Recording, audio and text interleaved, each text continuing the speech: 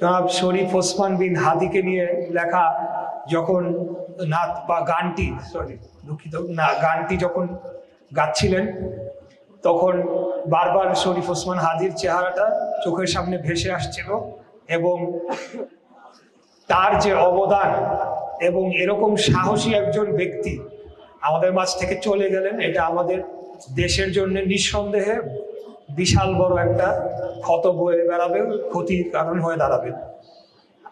তারপরেও শরীফ ওসমান বিন হাদি যে কথাগুলা বলে গিয়েছেন সেগুলা এখন আমরা চির শ্রদ্ধা ভরে স্মরণ রাখি।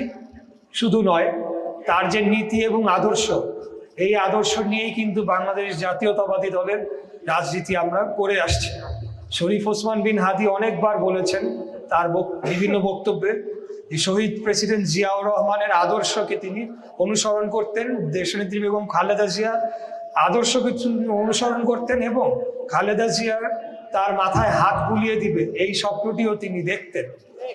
আমরা কিন্তু বাংলাদেশি জনগণ বাংলাদেশের পন্থী রাজনীতি এবং বিশেষ করে গত বছর জুলাই অভ্যুত্থানের পরবর্তীতে গণ অভ্যুত্থানের পক্ষে সকল যারা শক্তি আমরা রয়েছি, আমরা সকলে মিলে একটা আধিপত্যবাদী এবং ফ্যাসিবাদী শক্তিকে আমরা দীর্ঘ 17 বছর লড়াই সংগ্রামের পর তাকে পতন ঘটিয়ে বাংলাদেশকে আবারও একটা সম্ভাবনাময় মুক্ত বাংলাদেশ গড়ে তোলার দ্বার আমরা উন্মোচন করেছি।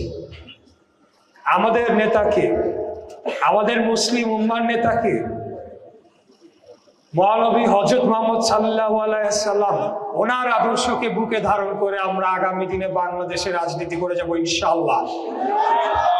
এই ঘোষণাটি আমি দিচ্ছি না, আমাদের নেতা দেশনায়ক জনাব তারেক রহমান তিনি বহুবার এই কথাটি বলেছেন।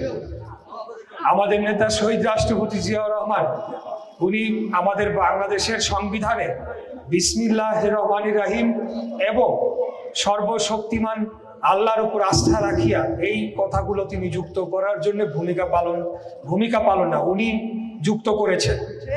এবং মুসলিম বিশ্বের যে সকল রাষ্ট্রগুলো ছিল, ওনার যে অল্প কয়েক 2-3 বছরের যে তিনি প্রেসিডেন্ট হিসেবে ছিলেন, মুসলিম বিশ্বের একজন নেতা হিসেবে তিনি আবির্ভূত হয়েছিলেন, বাংলাদেশকে গৌরবার্জন একটা জায়গায় তিনি নিয়ে গিয়েছিলেন যে বাংলাদেশও পারে।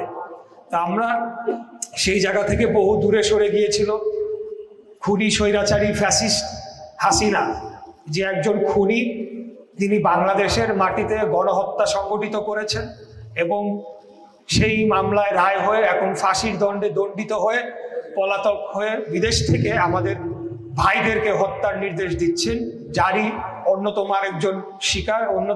শিকার হয়েছিলেন আমাদের ভাই শরীফ ওসমান বিন হাদি।